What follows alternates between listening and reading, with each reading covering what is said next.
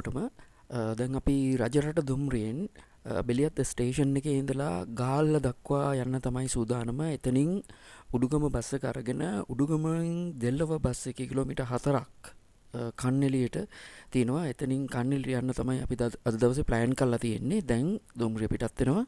එහෙමනම් අපි ආයේ එහෙදි හම්බෙමු. කන්නලියට ආවා. කන්නලියේ බස් එකෙන් බැහැලා මීටර් 700ක් විතර අපි ඇවිදගෙන යන්න ඕනේ. අපි අද බස් එකේ ආපු නිසා පයින් තමයි මේ දුර යන්න වෙන්නේ. මට දැන් කන්නලිය රක්ෂිතේ පිවිසුම පේනවා. මම ඔබට එතන සමීප රූපරාමු දෙන්නන්ගේ අවට කොහොමද තියෙන්නේ කියලා.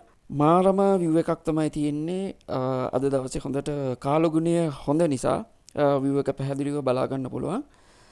ඉතින් කොහොම වුණත් අපිට දැන් ටිකට් එකක් අරගෙන ගයිඩ් කෙනෙක් එක්ක තමයි කන්නලිය රක්ෂිත ඇතුළට යන්න වෙන්නේ. ගයිඩ් කෙනෙක් නැතුව මෙම රක්ෂිතයට ඇතුල් වෙන්න අවසර ලැබෙන්නේ නැහැ. අපිට ගයිඩ් කියපු විදියට මෙන්න මේ හරිය තියෙන තොටුපළකින් පමණයි මේ රක්ෂිතය ඇතුළේදී අපිට නාන්න අවස්ථාව ලැබෙන්නේ. මම ඒකත් මතක් කරන්න ඕනේ. මෙම කන්නලිය රක්ෂිතය ගැන මම විස්තරයක් දෙන්නම් මෙම වීඩියෝ අන්තිමට. කෙටියෙන් සඳහන් කරනවා නම් පහතරට වැසි වනාන්තරයක් ගාල්ල දිස්ත්‍රික්කයේ පිහිටලා තියෙන, ඒ වගේම ලංකාවට ආවේනික ශාකා සතුන් විශාල ප්‍රමාණයක් කැප් වෙලා තියෙන වැසි වනාන්තරයක් තමයි කන්නලිය රක්ෂිතය කියන්නේ. ඒක දේශීය ශාක සහ සත්වයින් ඉන්න බවට තමයි අපිට අපේ ගයිඩ් කිව්වේ. එයා හොඳ පැහැදිලි කිරීමක් කරා. ගොඩක් දේවල් දැනගත්තා. අපි දන්න කරුණු පවා පැහැදිලිව දැනගත්තා නියම විදියට. මේ කන්නලිය රක්ෂිතය ස්තර කිහිපයක් තියෙනවා. ඒ කියන්නේ උඩු වියන, යටි වියන, මැදි වියන වශයෙන් තට්ටු කිහිපයකින් ස්තර කිහිපයකින් සමන්විත වෙලා තියෙන වැසි වනාන්තරයක් තමයි පහතරට වැසි වනාන්තරයට අයිති ගාල්ල දිස්ත්‍රික්කයේ තියෙන්නේ. ඉදිරියෙන් අපිට හම්බෙන්න තියෙන්නේ වවුල් ලෙන. අපි බලමු ගිහින්. ගයිඩ් කිව්ව විදිහට උදේට නම් වවුල් ගොඩාක් දැක ගන්න පුළුවන්. ඒත් අපි පොඩ්ඩක් පරක්කු වෙලා ආවේ. මේ වෙලාවේ නම් ගොඩක් නැහැ. නමුත් අපි බලමු ඇතුළට ගිහිල්ලා. ටිකක් ඇතුළ අඳුරුයි. අපිට ලයිටින්ග්ස් යූස් කරන්න උනා.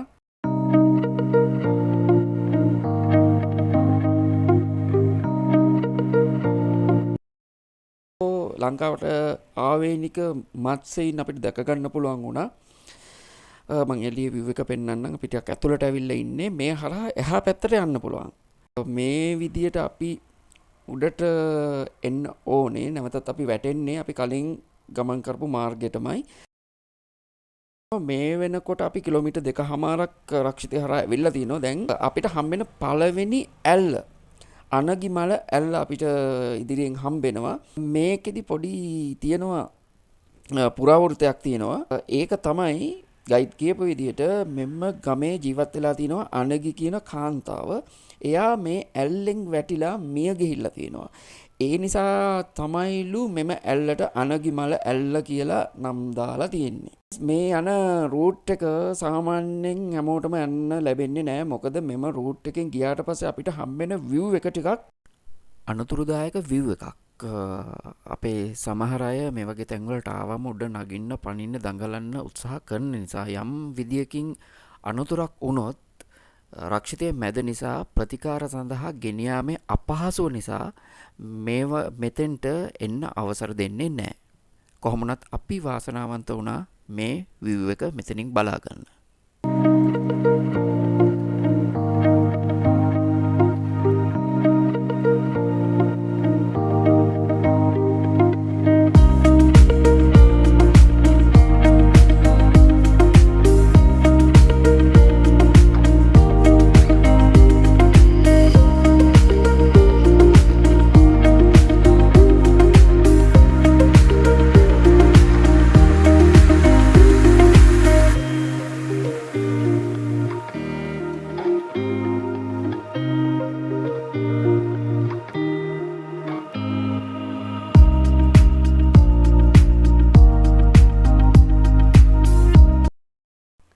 එහෙමනම් ඇල්ල බලාගෙන දැන් මීළඟට තවත් කිලෝමීටර් 2.5ක් විතර රක්ෂිතය හරහා යන්න ඕනේ. අපි දැන් යන්න සූදානම් වෙන්නේ යෝධ නවද ගස බලන්න තමයි යන්න බලාපොරොත්තු වෙන්නේ. ඔයගොල්ලන්ට දෙයක් කියන්න ඕන, මෙම රක්ෂිතයක් විදිහට දැන් ආරක්ෂා වෙලා තිබුණට මෙම රක්ෂිතය 1969 ඉඳලා 89 වෙනකන් කියන වකවානුවේ මේකේ දැව කපලා තියෙනවා. ඉතුරු වෙලා තියෙන එකම නවද ගස තමයි දැන් මේ ඉතුරු වෙලා අපි මේ බලන්න යන්නේ. ඒක අවුරුදු 700ක් පරණයි කියලා පර්යේෂණ වලින් තහවුරු කරලා තියෙනවා. අපි ඉදිරියට ගිහින් බලමු එකක් මේ හරියේ අඳුරු පරිසරයක් තමයි තියෙන්නේ. ගොඩක් ඝන කැලෑව ඝනට තියෙනවා. අපි ගිහින් බලමු ඉස්සරහට.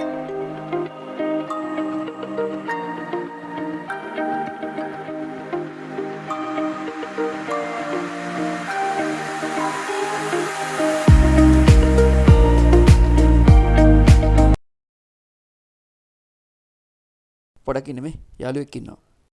උරගයෝ ගොඩක් ඉන්නවා මේ රක්ෂිතේ. ඒ අතර මෙන්න මෙයා හම්බුණා මේ අතර මගදී.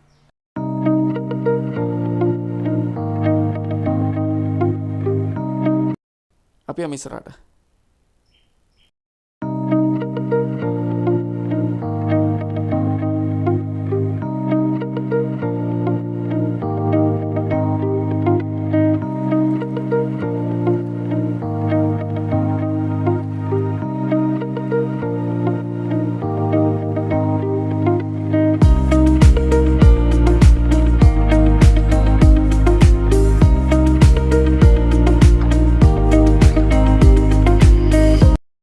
තව දෙයක් තමයි මෙම ජල පෝෂක ප්‍රදේශයන් වලින් පෝෂණය වෙන්නේ ගින් ගඟ තමයි පෝෂණය වෙන්නේ මෙම සියලු මූලාශ්‍ර වලින්. වීඩියෝ දිග වැඩි නිසා මම කොටස් දෙකකට කඩලා දැම්මා. අපි එමනම් ඊළඟ කොටසෙන් හම්බෙමු.